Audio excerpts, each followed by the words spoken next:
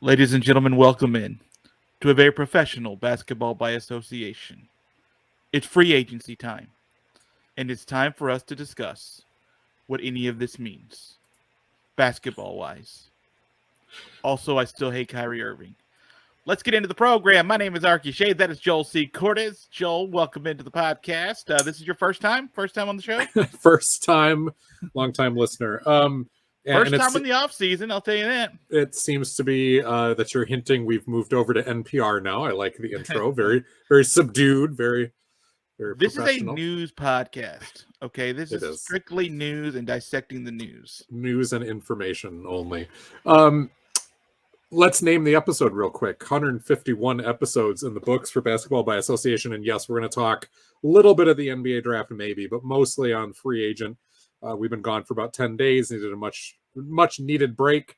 Not from each other, of course, and not from you, dear listener, but, just from the grind. And here we are. A lot of things have happened, but 151 episodes. There is no player in NBA only history who has logged 151 career playoff games, but there is one player, Arky Shea, in combined NBA/ABA history with that number. Okay. And I'm going to read off his bona fides. There's a lot. He is a well-known player. He also has one of the coolest nicknames of all time. No, it's not Dr. J. Here we go. A Hall of Famer, a 5-time All-Star, 11-time All-Defensive player. He was on the 75-76 All-NBA team. He was an 83 NBA champ. So, yes, there is a connection with Dr. J. He was on the 74-75 All-Rookie team, and he was the 82-83 sixth man of the year.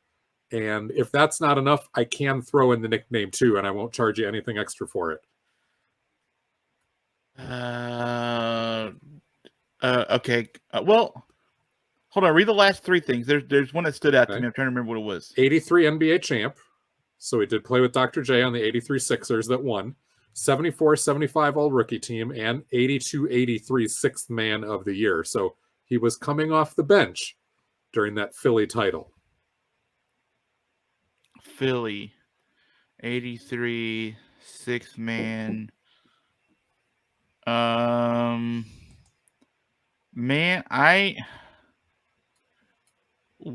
the nickname? All right. So you don't get a nickname like the Secretary of Defense without being an 11-time all-defensive player. This is a gentleman who, for his career, averaged a block and a half per game and a steal and a half per game, despite coming off the bench. 12 points per game, 6 rebounds. Not a huge amount there, but definitely somebody who was key to what the Philadelphia 76ers were doing. He may not have started games, but he was often finishing games for them. Who is the Secretary of Defense? Okay. So I don't. This is not going to help. He played 4 seasons in Denver, 2 in the ABA, and then 2 in the NBA before coming over to Philly. That probably won't do it for you. But in the need of time, I'll give you the guy. It is the Bobby Jones episode. Bobby Jones. Yeah, Bobby Jones, one of the lesser known guys from that era, unless you were there. A lot of people who were old enough to watch the 70s NBA, watch the early 80s NBA, they will talk about Bobby Jones, one of the best defenders of the era, but kind of one of those guys that the kids don't know about. 11-time defensive player, they don't know. But that's all right.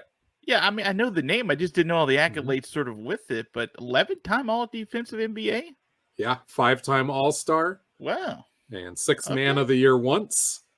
He was on the All-ABA team in 75-76, All-Rookie team in 74-75, also for the ABA. So one of those guys who straddled both leagues just a little bit. But yeah, a linchpin for what that loaded Sixers team was doing in 83 when they won the title. Because you got to remember Moses Malone on that group, Mo Cheeks. Oh, yeah. Dr. J. That was a load. Yeah, you were just mentioning it. That was a stacked roster. That name just did not trigger anything with me. I just looked him up. Still with us. How about that? That's good. Still with us, Mr. Bobby Jones, age 71 years old. North Carolina fella, too. born and raised in the old Charlotte area. So this will be done right. This episode, hopefully, by you, Mr. Bobby Jones. If someone knows him, send him this episode and apologize to him for me for not knowing all those bona fides. I call them bona fides, but you know a different thing. So 4 years of high school Latin will do something for you, I guess. I don't know what, but it'll is that actually what it is in Latin? Is that how it's pronounced? So. Yeah. Yep. It just sounds so pretentious the way you say it. I mean, 4 years of high school Latin is incredibly pretentious. It's incredibly pretentious. All right, let's get to some of this NBA free agency that's been going on. I don't know if you've heard anything about this, Mr. Joel C. Cordes, but I sort of alluded to it at the top. One of the top names we should mention is Kyrie Irving. I just want to get this out of the way because, I hate him. But Kyrie Irving. You lead with him all the time. So many times we lead with Kyrie. Well, he's a big name, and he's one of the biggest names that would have signed in this offseason that we should at least address. It's the fact that his courtship with other teams, including quote-unquote meeting with Phoenix, was very short-lived, and he re-signs with the Dallas Mavericks. Joe, quickly, well, I mean, yes, you can expound upon it if you want to.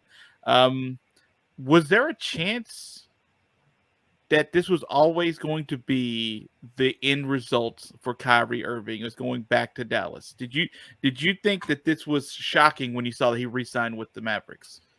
I was disappointed, but not shocked. I mean, Dallas painted themselves into a corner with the trade to get Kyrie Irving. They gave up so much. Everything they gave up. They cannot let him walk empty-handed. So they were going to offer him a reasonable deal. I mean, by reasonable, let's keep in mind that Kyrie Irving's going to earn $42 million next year. That is $2 million more than Luka will. Just let that sit for a minute. I don't want it to, but it will sit. But outside of Dallas, having had the gumption to go, ooh, we messed up. We're letting this guy walk. See ya, Kyrie. We're going to lowball you so much that it's insulting and let him go. That was really the only chance that he was probably going to sign somewhere else because nobody else was going to offer Kyrie Irving the amount of money that he got to remain in Dallas, where, of course, surprise, surprise, he said all the right things when he showed up and then got lukewarm about 5 minutes later on the whole experience, as did the team. But he's there, man. And yeah, it's not surprising. Nobody like the Lakers or the Suns or any of the ring chasing type of teams we're going to have the money in the first place, let alone allocate it to a guy like Kyrie Irving. And no rebuilding team that has the money laying around is going to let that guy into the locker room amongst the youngsters. There's a restraining order at this point to keep Kyrie away from the little ones. We should mention that NBA is really starting to get super serious and now into these cap restrictions and penalties that will be starting to go against them, starting with, I think, this offseason and next offseason especially, that there is really no more wiggle room to play around with sort of those numbers. There's still some negotiating and figuring out how things work, so to speak. But there are some serious financial and draft penalties for some of these teams that try to just stack up and load up on max contracts if they can, which you really can't now anymore. Even though you sort of tried and you had a little wiggle room for as far as time-wise, that you had a chance to be able to do two, flirt with a third very high possible max contract, but now you can't do that anymore. The NBA is, again, very smartly, just like the NFL wants to do, they'd like to create parity. And if you've seen, I don't remember what the number was, but the number of different NBA champions that we've seen over the last 5-6 was maybe 7 years. It's been something that we're not used to in the NBA. It's been refreshing, right? Yeah. It's been refreshing. I mean, the Warriors did their thing, and we can all appreciate what they did. And we like to see dynasties now and then, but you don't want that over and over. Warriors, Cavs 4 times in a row, that was a lot, right? That was a lot. So, yeah, I'm here for it. I like parity. I like the idea that you've got 3, 4, maybe 5 elite teams in each conference, plus some pretty good ones underneath them. And really, you're only looking at 3, 4 terrible teams at the bottom, and that's of the league, not even necessarily of each conference, where they truly have no shot Yeah, 5 straight years of new NBA champions. 2019 was the Raptors, 20 was the Lakers, 21's the Bucks, the Warriors, and then the Nuggets. That's something I think the NBA is super happy to see. And as we want to talk about some of this free agency stuff that we're going to discuss, the West is going to be pretty loaded again, and that there may be a team that we don't think of as being nearly as good as they may be in maybe a few days. That could be that lead contender when we start next year. Uh, More on that just a moment. Quickly on Kyrie Irving, I'm agreeing with you that I'm not stunned that this happened. I thought Dallas would want to be away from this because of how badly it went. Because when it got there, it went bad very quickly. They went from were they fourth in the West to not even being able to sniff. I mean, they gave up like literally the last night, and that was it. It's not like they tanked the entire time to sort of get out and try to play for some kind of draft position. So it went so poorly, so quickly that I thought Dallas may want to be able to just be done with that. But if they want a chance, if they want a chance to contend, if they want a chance to be able to play deep into the playoffs, or at least to get into the playoffs, I think you're right with how much they gave up in that trade. They're going to have to sort of play with this. And this is a short-term option, right? Like it's short-term. It's 3 years. Isn't the 30-year player option, if I'm not mistaken, for Kyrie? So you could be out in 2 years, technically, with this. But if they're going to be able to sort of put stuff around Luka and put stuff around that team, I guess maybe you try to figure out, maybe do some trust falls this summer, see what figures out between these two. What's difficult with Dallas is, everything fell apart. There was a few injuries hovering around, of course, but nothing that should have catapulted them that. And I know Kyrie and Luka didn't get to play together all that much, but essentially this Dallas team that waved the white flag so embarrassingly after just collapsing down the stretch is going to run it back. Like, you add Seth Curry. That's not a needle mover. That's a helpful guy that knows how to play with Luka. He'll knock down some shots. Great. Dante Exum comes back from overseas where he's shown a lot of progress. Like, I think it's worth giving a guy like Dante Exum, who is a kind of a jack of all trades, long guard. He can play a little point guard. He can play on the wings. You give a guy a look like that, especially when you're Dallas and you're just trying to scrape the barrel to see what sticks. But neither of those are needle movers. You are essentially running this team back. And that's off of some really, really underwhelming returns from when we last saw them. So do not expect to see Dallas prognosticated in the top 4 of the West whatsoever. No, and no one. If you're a fan of that franchise, you can't be feeling great about it. like this decision, you're just like, okay, Kyrie's a name, and he plays really well when he plays. But the mixture between he and Luka and the rest of the team for that last stretch of the season was miserable. Was just miserable. It just didn't work. If there's any sliver of hope for Mavericks fans, it's that trying to add superstars midway through the season, especially at the trade deadline, is really difficult. And especially when you have a guy like Kyrie Irving, like Luka Doncic, they're both ball dominant. This is a different type of pairing than really either of them has gone with before, although I guess Kyrie playing with LeBron would be the closest to that. But you get a full training camp now, and you get an off season where Jason Kidd and company can hopefully scheme some better things, get on the same page with Luka and Kyrie about how they want end of game situations to go, retool the schemes a little bit. That's the only course for hope here, is at least you get some time to prepare around this instead of taking, a square peg in a round hole and hoping that it fits. Second biggest story I think of the offseason just happened about a couple hours ago, and that's Mason Plumlee returning to the Clippers. Actually, I'm going to ask you at the end of this because we're not going to be able to get to everybody at this point. And some stuff could. I'm tracking Twitter just to see if something happens while we're doing this podcast for this next hour or so. But let's talk about something that hasn't happened yet that we've sort of been looking at, and that's the fact that technically, for the first time, officially unofficial, that Damian Lillard had requested a trade. He wants to be traded. He wants to go somewhere else and wants to contend. The landing point seems to be pointing at by Damian Lillard, allegedly, according to reports, is that he wants to go to Miami. Mm-hmm. Now, Adrian Wojnarowski has come out and said that the Portland Trailblazers feel like that they're not going to be bullied into sending him anywhere that they didn't want to, but that's sort of bluff, right? That you just sort of try to keep up the value as much as you can. But if Damian Lillard does find his way to Miami, Man, we could talk about the implications about that, but first, let me just hear what you think about Damian Lillard finally officially being, I guess, ready, even though he's been tiptoeing at him and Hahn for a couple of seasons, that he now seems to be ready to make a move on from Portland. It's ironic that Bradley Beal, who was in the exact same situation, Mr. Franchise in Washington, said he wanted to be loyal, did it for another year, had been very loyal, but eventually got to the point where he's like, yeah, okay, it's time. Not that loyal. I'm at peace with what I did here. I see the franchise really can't build around me further with where we're at. So move me. And we'll talk about Beal later, but Lillard's in that same situation. There's nothing nefarious here. This really reminds me in a lot of ways of Kevin Garnett with the Minnesota Timberwolves back in the day. He gave him everything he had. Lillard left everything on the table in Portland. There is nothing you can knock the guy for. So entrenched in the community, he's played the good soldier route.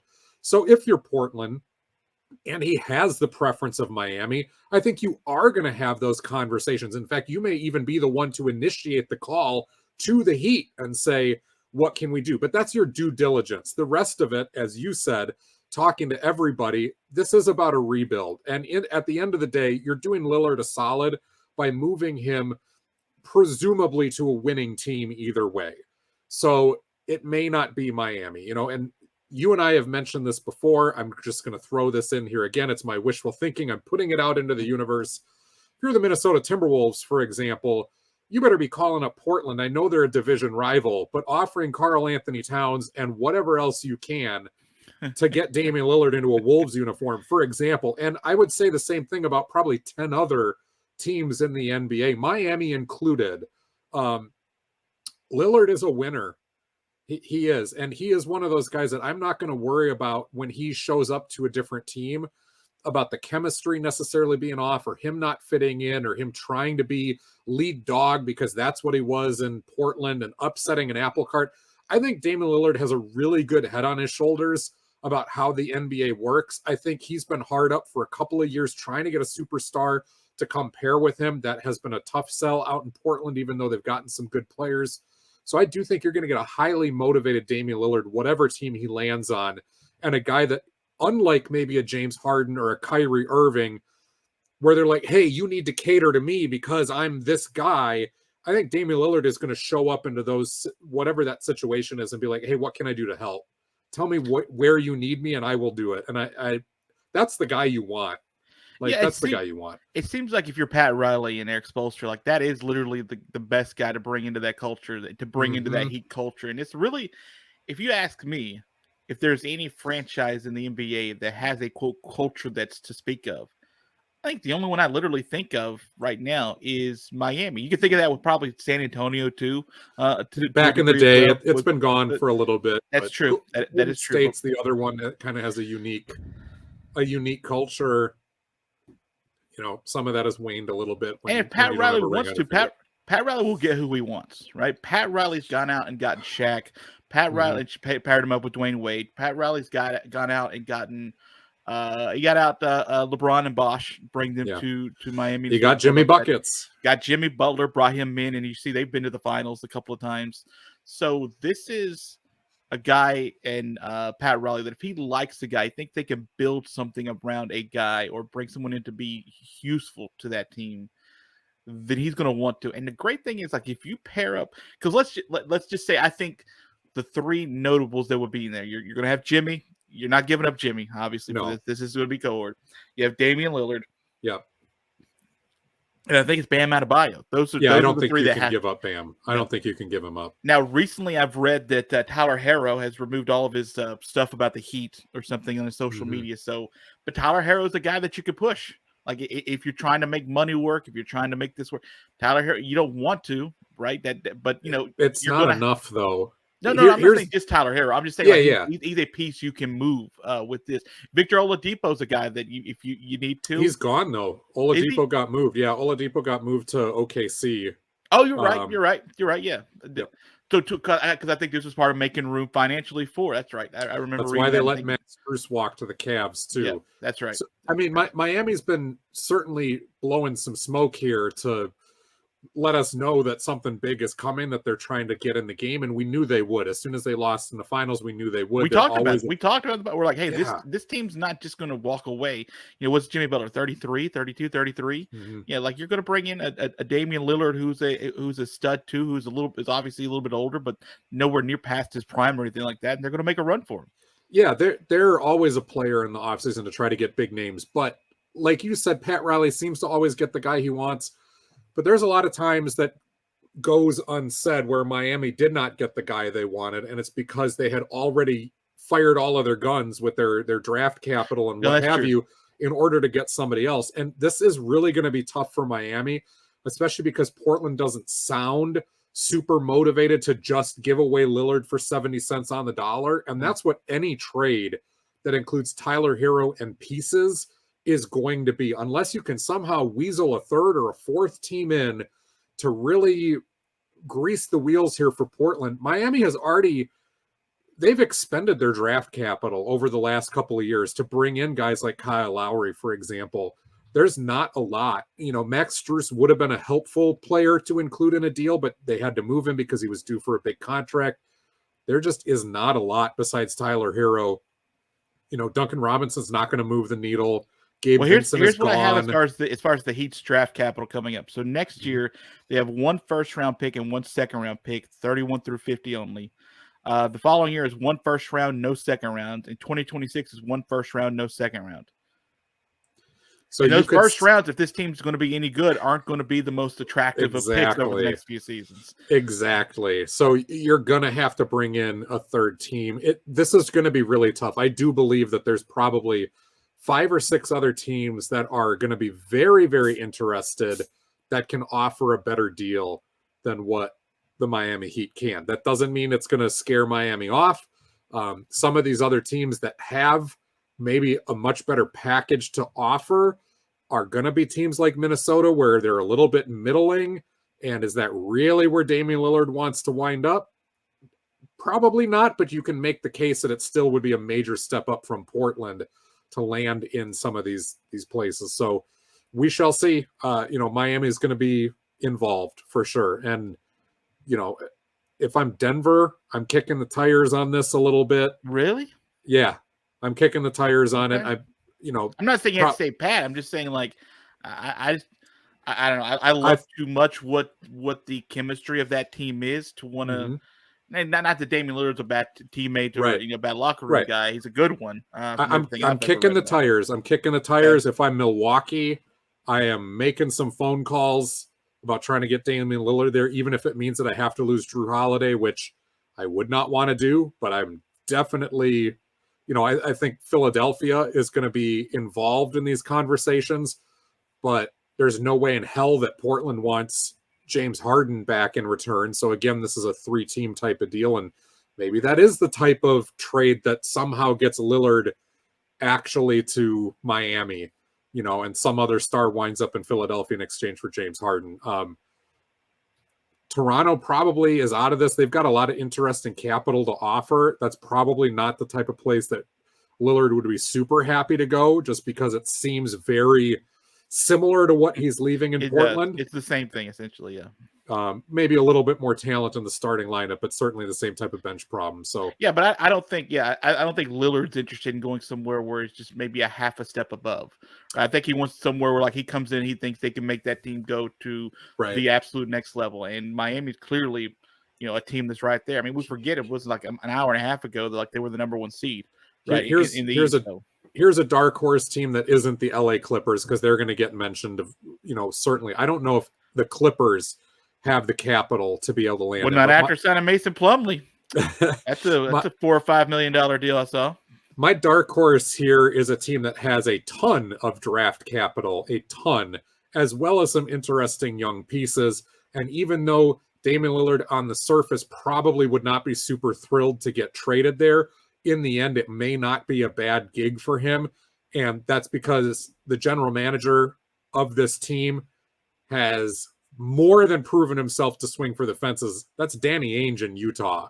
Like, the Jazz have a lot of interesting things to offer, both player-wise and draft wise, and they have a really decent starting five that you plug a guy like Damian Lillard into, all of a sudden that's a really dangerous team. Is it as good as it would be if he went to Miami or even somewhere like Minnesota or Philadelphia? Maybe not, but it's not all that far off. Like, it really isn't. And but I think that at that point, listen, I think if you're Lillard, and I don't know how much sway he has this, I'm sure he has some to a degree of veto power. They come back and say, "Hey, you cool with going to Utah or something?" I think that the path to get through to the NBA championship series is probably a little easier in the East coming up this year. Is what it looks like right now. Now it's not a ton easier. I don't know, man. They're both deep. They're both deep, but the Boston, Philly, Milwaukee, Cleveland all sound like they're going to be elite still. Yeah, well, I don't know about Philly. Philly's we still got to sort of see what happens with Harden. Milwaukee, I don't know, man. Milwaukee, I want to believe in, but obviously he's a new coach, so it's something that I will have to see what it looks like on the court itself. Boston, man, I find it tough to believe in this Boston team to be the absolute best. When we saw the mentality, it's just sort of not there, right? Now, well, let me ask you this. Let me ask you this. If you're Boston, do you call up and offer Jaylen Brown along with a bunch of other, capital? Because the Celtics still have plenty of that laying around too. I mean, I might have thought that before they got Porzingis, right? Like before they made that trade, which we haven't talked about yet. I might have sort of had that as sort of more the tippy top of what I would have offered. Maybe they did, maybe they did, and that just, they weren't ready. Maybe Damian hadn't made his decision yet because this Porzingis thing happened pretty early on. So yeah, I don't know, to be honest with you. Like, I think that team lacks some serious grit. Does Boston to get through, and they just got rid of their grit guy and Marcus Smart. So I don't know, man. I don't know what they're with that team. I don't know if Damian Lillard's sort of that guy. He's a winner. I think he's the guy that could sort of be a leader of that team. But I think Jason Tatum believes he's the leader of that team. I think Jaylen Brown thinks he is the leader of that team. And I don't know if Damian Lillard, with that particular set of guys, right, who are all coming into their super prime, being like 26, 27, 28, that age frame. I don't know, man. I think it's a really good question. I would have to think that Portland would try to pry away Robert Williams as part of a deal. But if I'm the Celtics and I can offer Jaylen Brown, Peyton Pritchard, which, by the way, would be sending Pritchard back to Oregon, where he was Mr. Everything basketball as well as a college star. Abused by his father. He would very quickly be back in the rotation in Oregon. I mean, basketball abuse. Have you read the stories about Peyton Pritchard? I've heard some of the stories. I think some of them through you. I'm offering those two guys. I'm offering basically any pick that Portland wants to get their hands on out of the Celtics coffer. And I'm trying not to trade away Robert Williams. But if they're willing to take that, as much as I really like Jaylen Brown, I would do that in a heartbeat. And if I'm the Blazers, to pair Jaylen Brown and Jeremy Grant, plus the couple of young guys, Anthony Simons and Scoot Henderson, I give that a run. With some ultra-athletic wings paired next to my ultra-athletic guards, and then you got a trigger man in the rotation like Pritchard. I'm okay with that, especially when you got picks coming down the line that even if you wind up winning some games, it doesn't screw you over the way that it would if they were your own picks. All right. Well, that's still the sort of, I think, the biggest free agent we're yet to see. Well, not free agent, sort of the biggest move we're expecting to sort of see what might happen in this offseason free agency period, whatever. I want to talk about quickly, speaking of those teams that are in financial dire straits, the Golden State Warriors re-sign Draymond Green. They give him 4 years and $100. I mean, it's not the cleanest of contracts as far as financially concerned. The Warriors were sort of, that was the team that when we talked about, hey, how many max contracts do you give a team? And then you start giving like a Draymond, which is not getting a max, but he's still getting, a cool $100 million. I mean, I thought that maybe the writing was on the wall with the Jordan Poole move, right? Maybe that writing was on the wall that, Draymond would be coming back. I just didn't think Draymond would be coming back to Golden State. I mean, it's hard to see him in a different uniform, but I just thought he'd be somewhere else right now. I honestly did too. I thought this was the end of the line. I was really surprised by the Jordan Poole trade to Washington for Chris Paul. But at the same time, when you have a chance to zoom back out and kind of overcome the shock of it, and the questions about, okay, how do you have one of the greatest point guards of all time in Chris Paul and one of the greatest point guards of all time in Steph Curry? How do they play together? Well, Steph plays off the ball so much, and Chris Paul has gotten better and better off of the ball over the last few seasons. So I don't have as many problems with that. It is another massive contract in Chris Paul, but it's one that will expire. And I think what the Warriors did is they realized they couldn't straddle the fence, right? They've been trying to bring up a bunch of young guys over the last couple seasons, especially during the injury years. Yeah. And they were going to jumpstart this Dubs team with these young guys. Some of them have shown they were ready to play. Others, like James Wiseman, were not ready to play. And that's why Wiseman is a Detroit Piston instead. What the Warriors said here in moving Jordan Poole, who they had signed to a big contract, and then Poole was okay. But I think they signed Poole to that deal thinking he was going to keep getting better, and he kind of plateaued and maybe even took a half step back last year. But does any of that have to do with getting punched by Draymond? I don't know. But I think it it can't was be nothing, right? Steve Kerr said at the end of the year, at the end of the year, that that definitely affected the team. And Draymond did too. Like Draymond admitted, Yeah. he's like, I screwed us over the whole year, and I felt it. But I think what Jordan Poole offered, while super valuable and super entertaining, overlapped with a lot of what Golden State already has. And they did make the decision that we're going to circle the wagons around the older guys, and we're going to ride this thing out as far as it goes. Yeah. And so we're going to get older. We're going to bring in a Chris Paul who can play with these guys, who will have the respect of these guys, who isn't going to back down. All this, what I'm really interested in, what do you have when Draymond Green and Chris Paul start butting heads? Because there's no way that doesn't happen. Those are two of the strongest, most abrasive personalities, maybe even in NBA history, honestly. So I think there's going to be a huge level of respect there, but they're definitely going to push each other's buttons. Maybe that's what the Warriors want. And now the young guys, the few that are left on the roster, like Moses Moody and Jonathan Kuminga, fall in line. You've got maybe some minutes, but it's not guaranteed. We're not in development mode.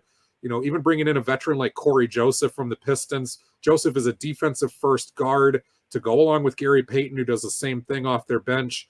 You get the sense that they're just going to get older. They're going to get wiser, and they're going to roll the dice with that, and knowing that they probably have a 2-year window with this group, and then you'll make those decisions after that. But what's coming for the Warriors is, instead of a baton handoff to younger guys with the hope that they were going to be ready, it's shown that they really weren't. So instead of a baton handoff, when this thing ends, it's going to get blown up. It's going to be a full blow up. I do think that's a great point. I do think that they did. You're right. I think they tried to sort of, in wrestling, right? I know this is exactly where we're going. In wrestling, they put, like, a lot of times, if they have the younger guys who they believe are really talented but still need to learn something, they bring them in with the older wrestlers, and they sort of hope that elevates them, teaches them something, so on and so forth.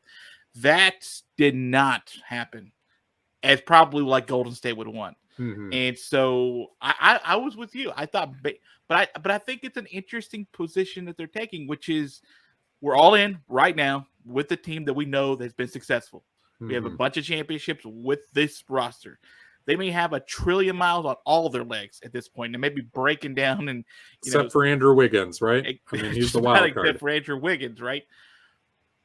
We're just going to go. We're just going to go all the way to the wall. We're going to bring Draymond back. We're going to pay whatever penalties we have to pay. We're going to do whatever we can to win now, because we know when these dudes are done, and Steph Curry's not a baby anymore, and he hasn't been for a while. Like, these guys are getting up there, that when it's finally done, and these wheels literally are, they are as flat as we can make them, then we reconstruct the roster. We build it up, and we know what's in. Who knows if Steve Kerr's even the coach then at that point? Right. Steve Kerr maybe just retired, like Phil Jackson, right? Phil Jackson did want to come back in with Chicago and want to sort of deal with a rebuilding team when Rodman and Pippen and everybody had these just giant contracts. Steve Kerr was one of them that were going to come due, and that the market was going to pay them, not the Chicago Bulls, right? So maybe finally, when all these, instead of money, you're talking straight up about the ability anymore. When they're done winning, maybe that's it for Steve Kerr and company. And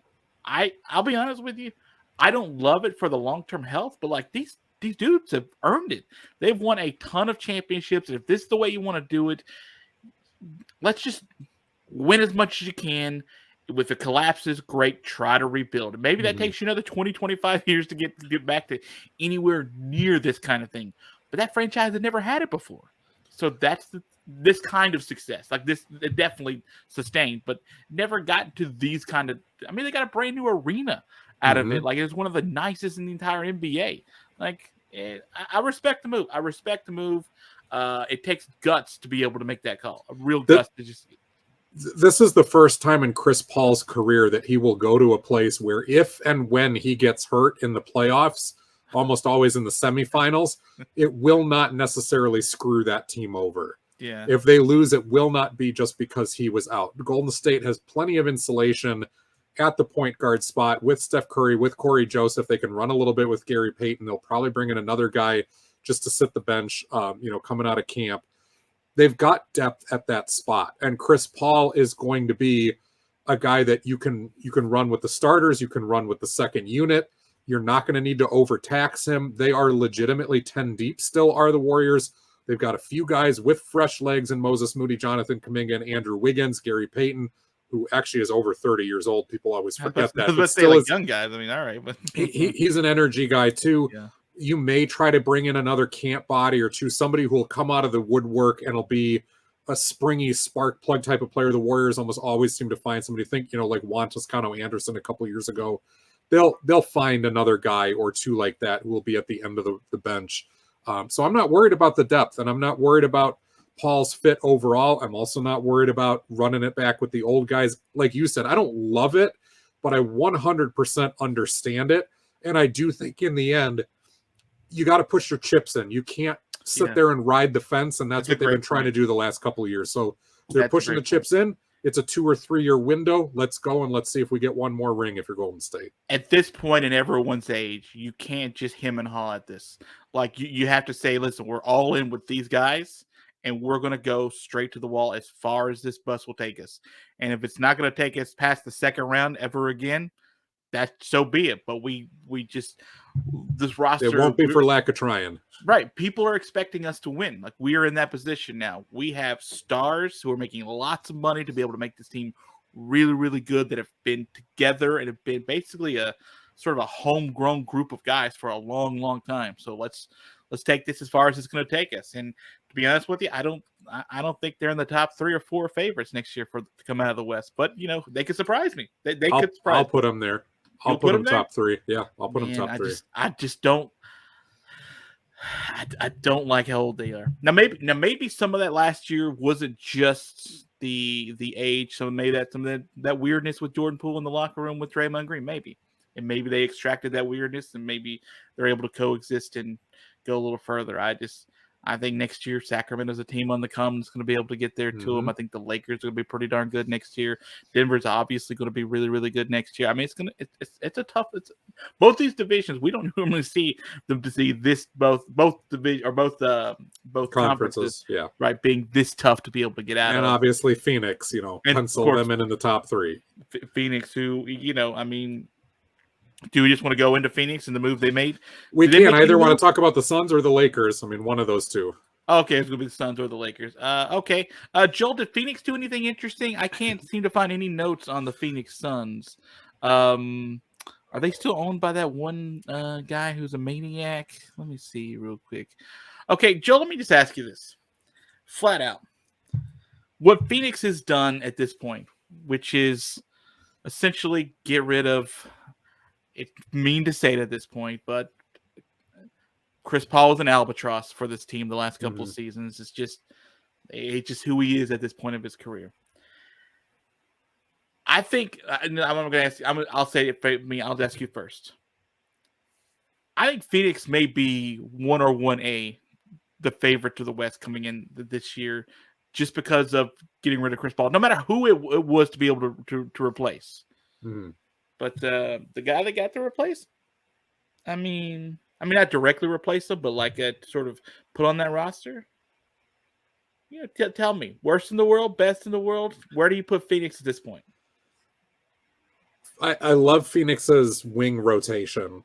And it's not just Bradley Beal and Devin Booker and Kevin Durant. It's Damian Lee, Josh Okogie, Yuta Watanabe backing them up. It's great. It's so interchangeable. I don't love the center rotation. More on that in a minute. And I got some major question marks about what they're doing at point guard. They may not trot out a traditional point guard. And if I were them, I wouldn't. I would move Devin Booker back to point guard where he played at the beginning of his career. He's got some experience doing that. Brad Beal has done that off and on in Washington when they needed it. So both of those guys can handle the ball, facilitate, even if it's not their number one thing. Kevin Durant obviously has been around the block so many times with so many different roles that he can do some of that too. But I would move Booker and Beal in the backcourt. And then you put one of your defensive first guys, whether it's Lee or Okogie, probably Okogie, in the starting lineup with them. And you hide them that way. Campaign coming off the bench as your spark plug one, your backup point guard, that's fine. I know they like Jordan Goodwin. They're probably okay.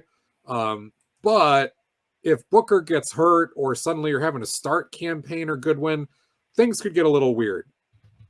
Here's the other thing that I want to see the Phoenix Suns do. Call up the Indiana Pacers, offer DeAndre Ayton for Miles Turner right now, straight up. Just do it. Don't think about it. I know it's a number one pick, but you have three of the best scorers in the league now and all at the wing position on this team.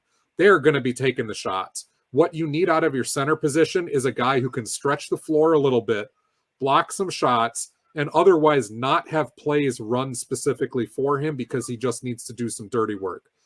DeAndre Ayton is incredibly talented. He's multifaceted. I think he is going to chafe at having to just be a dirty work, pick and roll guy who never gets post-ups anymore, never gets the ball, unless you're going to run him, with the second unit almost exclusively, then maybe there's a chance to be able to do that. I just think there's a better fit out there. And Ayton, yeah, there's some question marks about him, but he's younger than Turner. Sending him to somewhere like Indiana, who is coming out of a rebuild, and they're going to want to make the playoffs this year, but dialing that, that age back a little bit is going to be something they're okay with.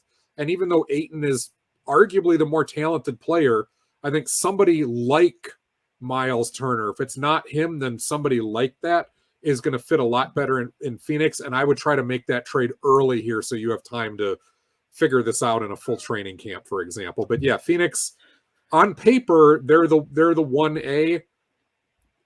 Chemistry-wise, it's not going to be as rough as like trying to put Kyrie and James Harden and Kevin Durant together. Right. But it's not a seamless fit. Like there are some question marks and some levers that maybe you have to pull to optimize this group with each other. So to me, when I say 1A, I think Denver's the favorite. But I think Phoenix has done enough, especially getting rid of moving Chris Paul. Bradley Beal was a steal to me. Like for what they got. For what they gave up for him, 100%. It's not, it's not the Lakers trade last year that basically took way more than it should have to be able to get. But I only struggle with them just a little bit, and I listen. I'm high on DeAndre Ayton. I've loved him for a couple of years on the podcast. I see what you're saying as far as being like not wanting to be the dirty work guy, right? But I don't know if he's going to have to be that kind of player until we get to the playoffs. Like, I don't think consistently he's going to have to be that kind of guy. But he will have to be that guy at some point, and we have yet to see him actually be that guy for more than like one playoff game at a time, and then he disappears the next one. It's just, it hasn't been him. He's flawed. You're right. He's flawed. Phoenix needs Kevon Looney. They need somebody like that who's just going to show up and do the job and be a screener, a shot blocker, a defensive guy. And I know Miles Turner is kind of a crappy rebounder. He's never been good at that. But the shot blocking ability that Turner provides, as well as the ability to step out and knock down a three, it's just a better fit than Ayton, who is a good player and is the better player. Better fit. I could see it. I mean, you're making a good argument for it. If Phoenix just wants to go ahead and make the call, why aren't you the GM of a team? By the way, you've had some pretty good ideas on this podcast. I could see it. I could see that working. I could see both of them working. To be honest with you, I think that the West is just going to be very difficult for anybody not named Denver. Now that Denver's gotten over that hump. You know what? I'm not putting Denver at the top. Isn't that shocking? I don't think it's stunning. I mean, we don't get repeat champions for the last 5 or 6 years, but I think the loss of Bruce Brown is huge, Well, and Jeff Green is kind of big too. Like Jeff Green's a bigger deal for me than Bruce Brown, but really, yeah, for real. Wow, okay. And I like Uncle Bruce, and I like Jeff Green, and I just think, listen, we're getting off track a little bit with Phoenix, and we only have so many teams, all of them to try to get through. We haven't even mentioned you threw in your Timberwolves a minute ago with the trade. You're just anything to get rid of Cat, anything to get rid of Carl. Oh yeah, but I mean, if I can get Lillard out of it, for sure. But yeah, there's about 3 or 4 other trades for Cat that I would pull the trigger on yesterday if the Wolves have the balls to do it.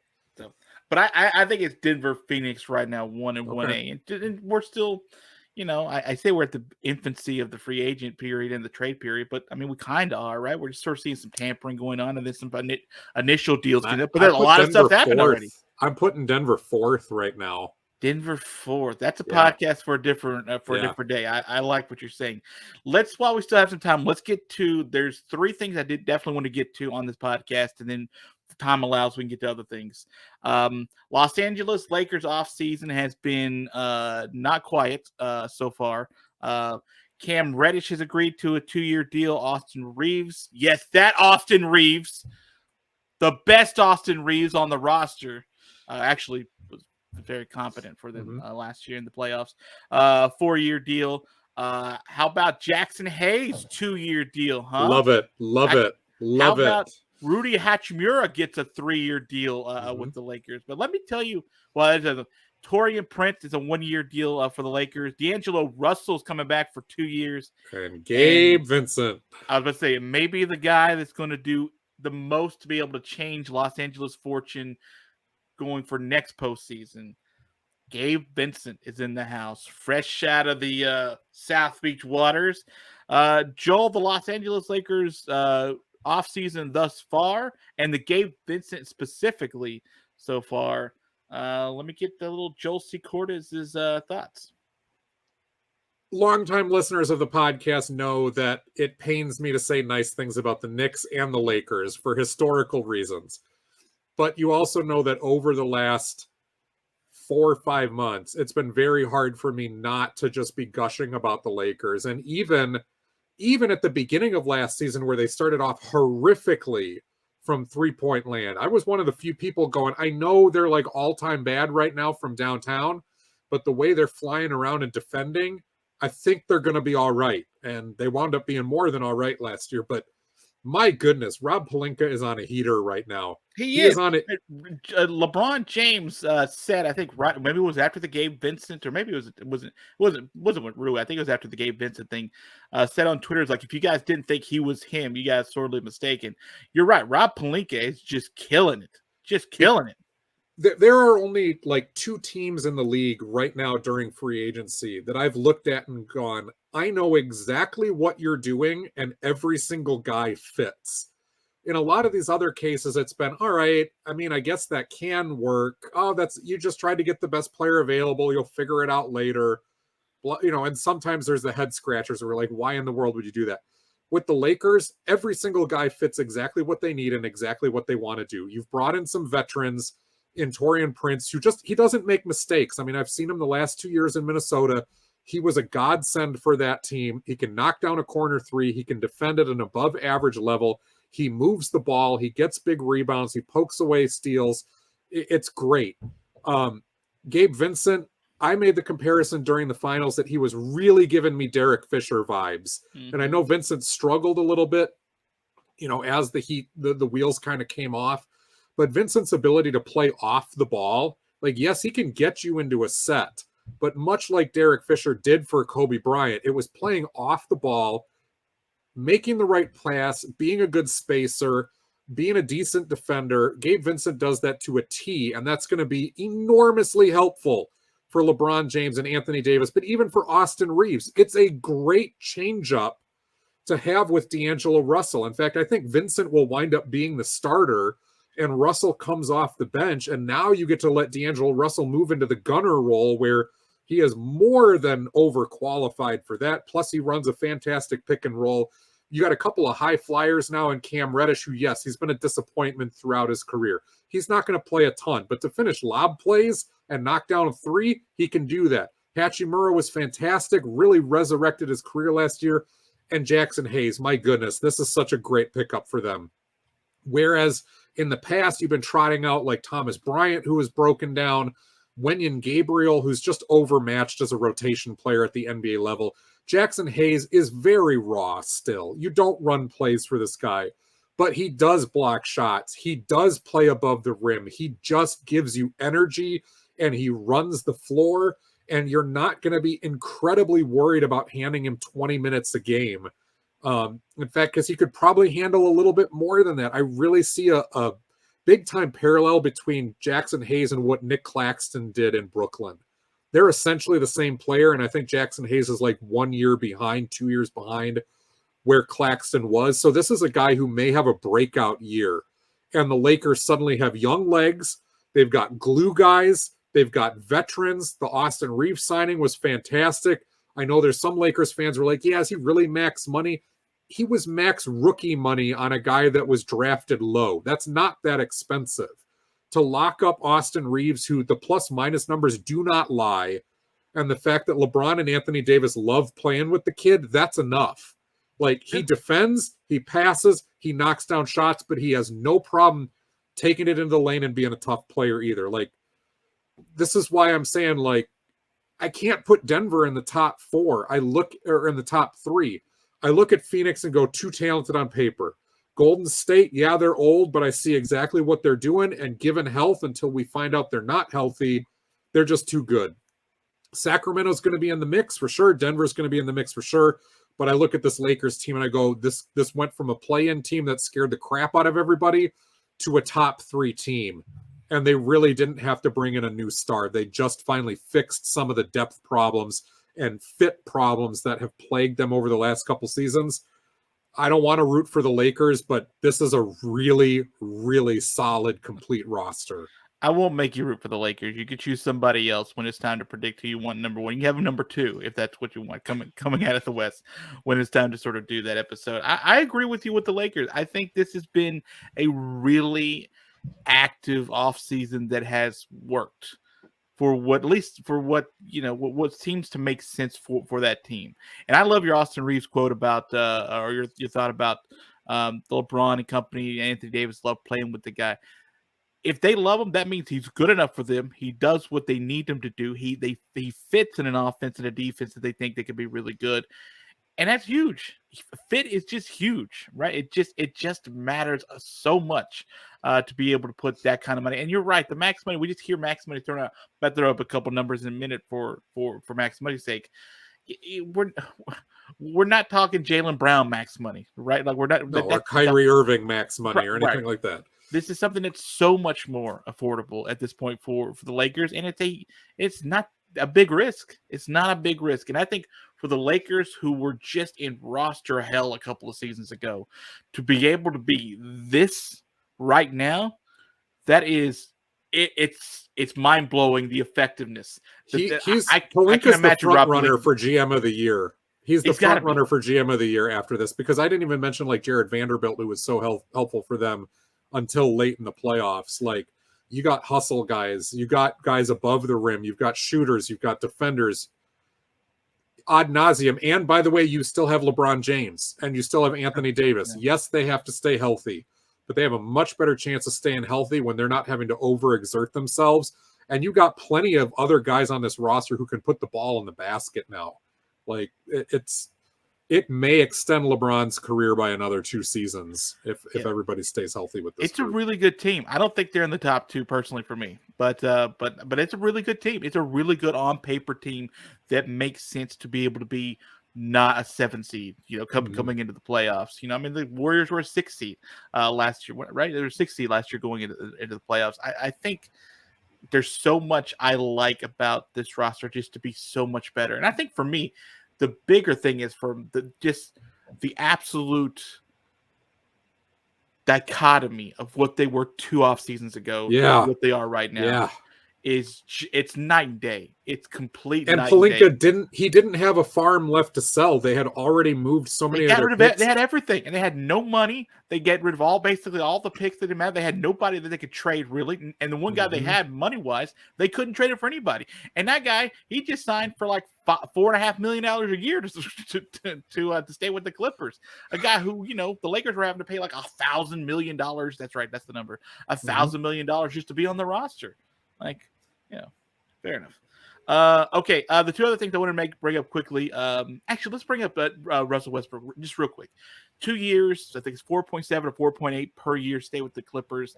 The thing I just thought that was so interesting is that he said, Russell Westbrook did, that he loved being with the Clippers and he liked being on that team.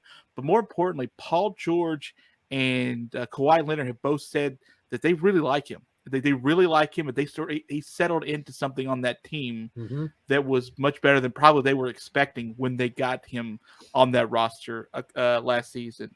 The money's obviously much better than what it was to be able to keep him on the team.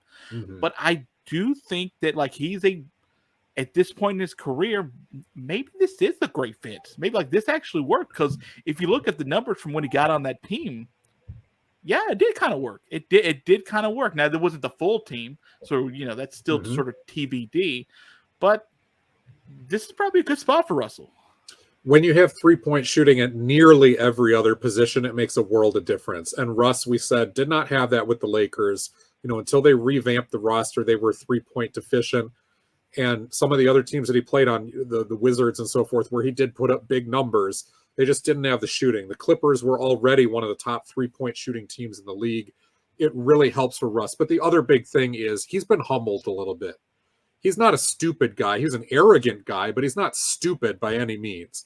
And so I think the light bulb and finally maybe the ego took a little bit of a back seat. Yeah, but that took a long time to get there. It did. Long time. It did. But it's amazing what happens when you get bounced around the league over and over again and people just don't want you. Yeah. And you read your own press clippings. It's the only reason why there still might be hope for Kyrie Irving and maybe James Harden too, who we saw some little flashes of sanity out of Harden in Philadelphia. You have to come to grips with your mortality, but you can extend your NBA life by just playing the good soldier route and being a good teammate. And maybe being a good teammate back in the day was being an MVP caliber player in Russell Westbrook and doing everything. But on a Clippers team, there are certain things they need you to do. Push the pace, get rebounds, outlet to shooters. Russell Westbrook can do that all day. Just don't take stupid shots, but don't be afraid to take it to the rack when you have it and continue to work on the 3-point shot. And we saw a different Russ. We saw a better Russ with the Clippers almost immediately. He did give them a little bit of a shot in the arm. The number is right now. Yeah, I think this was the best possible fit for him rather than going to another team where you get the chemistry questions all over again. And if it's a bad fit for Russ, that could be the end of his career. It's a good fit with the Clippers. You're happy to be there. You're still in LA. You're with a couple of stars, like you said, who are vouching for you, who wanted you there. It was a smart move by Russ to stay with the Clippers, and it's a decent fit. Does it make them elite? Not unless Kawhi and Paul George are completely healthy and 100% at the end of the season. And even then, the rest of the West is so good, as we've said, that still feels like the Clippers are a 5 or a 6 seed at best. But it's a decent move. Going from $44 and $47 million in the last 2 years per year made to, was it $3.5 million? Four is what it looks like for this year. 4.5 with, yeah. I mean, that is some humbling. That's humble, but he wants to keep playing, and why not? I mean, keep stacking up the career earnings. If that's something you want to do, keep doing it, especially if you like where you are now. And you'll be on a good team. You'll be on a good team. Yeah. Can I mention that somebody named Anthony Edwards has just signed a big old contract for the Wolves. Interesting, the Wolves. 5-year max contract, $260 million for the young fella. You've sung this guy's praises over and over again. You seem to like him more than Karl Anthony Towns, and I'm not sure I agree with you, but okay, I'll let you. But the thought that was this a no brainer to just give him that max and just let's lock him up. 100%. Towns, as I've said before, he's been a good soldier for the Timberwolves. He played through some really lousy teams. He gutted it out. He's been very good in the community. He doesn't fit there anymore. One of the reasons he doesn't fit is because Anthony Edwards is clearly the number one guy who plays with a motor and a passion and a drive and has shown progression already in his first 3 seasons in a way that Karl Anthony Towns unfortunately just hasn't. He's a very talented player who has flatlined over the last couple of years. So yeah, not only do you hand Anthony Edwards the money, Edwards was at his best when Towns was not on the floor last year, and it wasn't all 3 of Edwards, Towns, and Rudy Gobert trying to make it work. If I'm the Wolves, you had to have seen that. You move Towns, you build around Edwards, you try to get another couple of very good players in there. Gobert can be very good on the defensive end, and I think with Towns out of the picture, in a stretch of your 4, but somebody who's not giving up so much on the defensive end, Gobert suddenly is going to look a lot better than he did during the worst stretches of last season. But yeah, no brainer. I hate that the Wolves lose Taurean Prince and basically trade him for Troy Brown from the Lakers. Brown is replacement level or worse. I do like that the Wolves pick up Shake Milton from the Philadelphia 76ers, a guy who became underused because Tyrese Maxey was that good. The Wolves are overstacked at a couple of positions. They're weak, specifically at point guard, depending on what they get out of Mike Conley yet. But you got Jordan McLaughlin and Shake Milton in the wings there. Not a terrible offseason, but it just feels like that roster is unfinished. But at least you got Anthony Edwards locked up for a long time. This is legit the guy you want to build around, and easily one of the league's top stars, rising stars, I should say, where you can look at Anthony Edwards and go, 5 years from now, I can see one of the 3 best players in the NBA. It's possible. Because he'll be right in that sweet spot of his prime. He'll be right there. They'll be right there. I agree with you.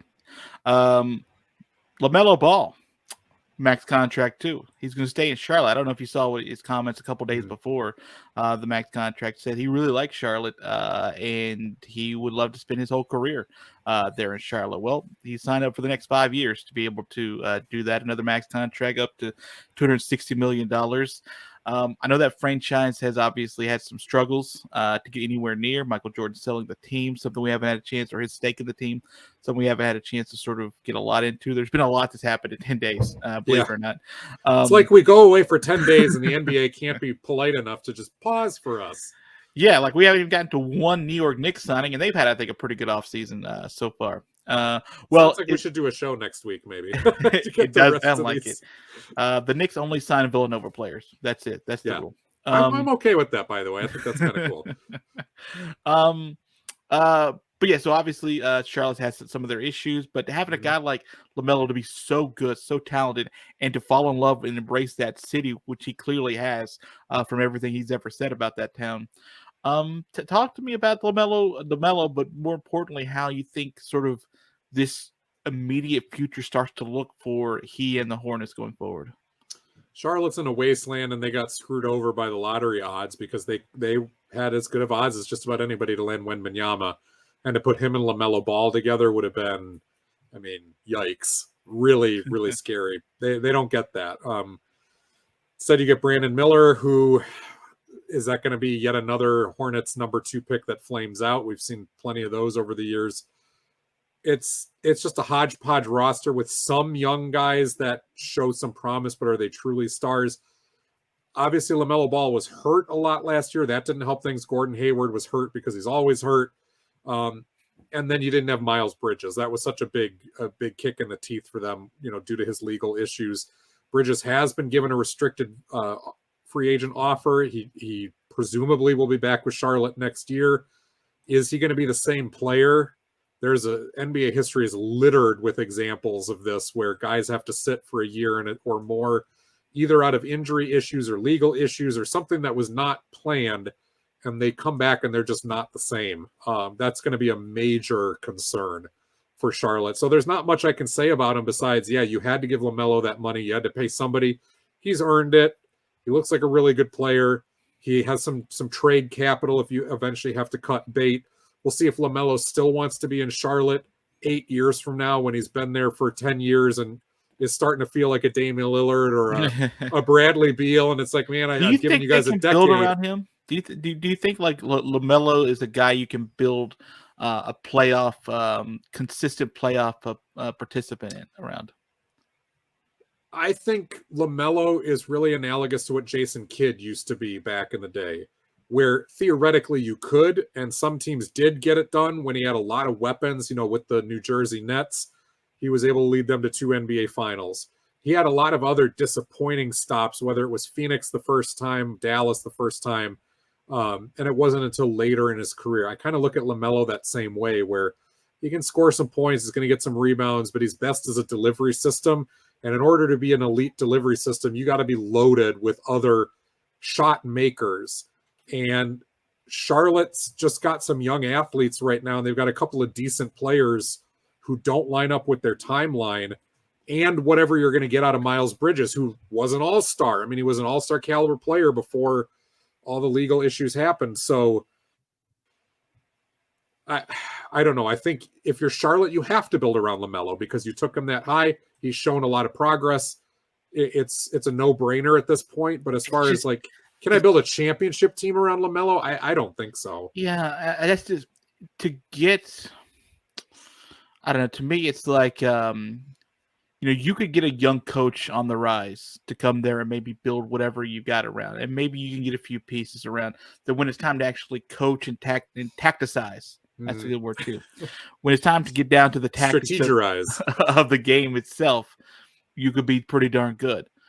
To get free agents to go to Charlotte, it's always sort of been like you either have to really overpay to be interested, or that just it doesn't work for them. Again, it's why the NBA is trying so hard to sort of figure out penalties for people who keep paying so much money to try to keep this handful of players in the same places all over again. And so I'm sure they'd like to see a Charlotte in the Eastern Conference Finals every now and then. They like to see Portland show back up in the Western Conference, but Portland was just really good a couple of seasons ago, right? So like, it's not impossible for these franchises that don't attract big name free agents to be able to be good. But you talk about Lonzo. I mean, he's a draft pick, right? Maybe Brandon Miller's really good. I don't know. He's a big kid. He looks really athletic and talented. He can score like hell, right? Like maybe he turns into be, another piece that builds this team.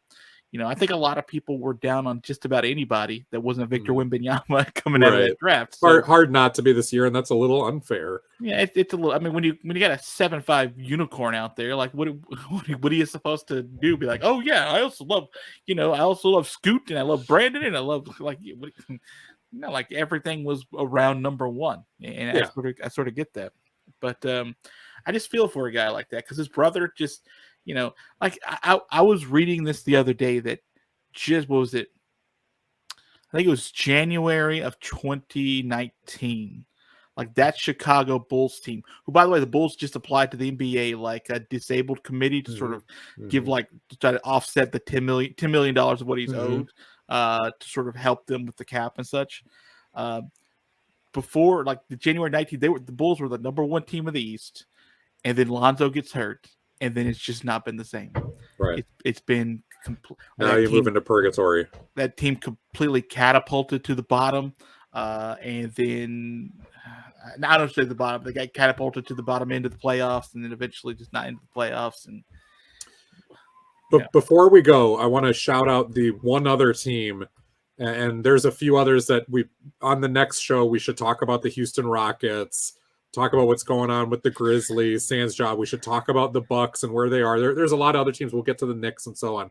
But one team that I want to shout out, because they're the only other one besides the Lakers, where I've looked at what they're doing, and it's not on the same scale as what the Lakers did, but I know exactly what you're doing, and good on you for doing it.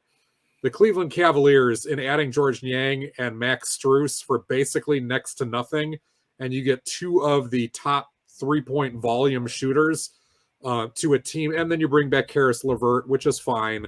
But that's a team that, again, last year we were saying, what do they lack? Yeah.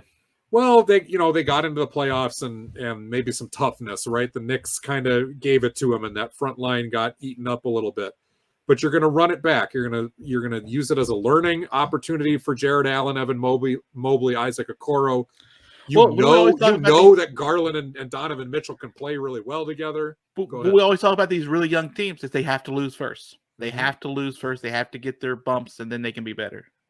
Yeah, and now you bring in two veteran guys who have been on two of the other elite teams in the Eastern Conference. So it's not an unproven three-point shooter, a youngster who doesn't know how to fit or what these big moments are like.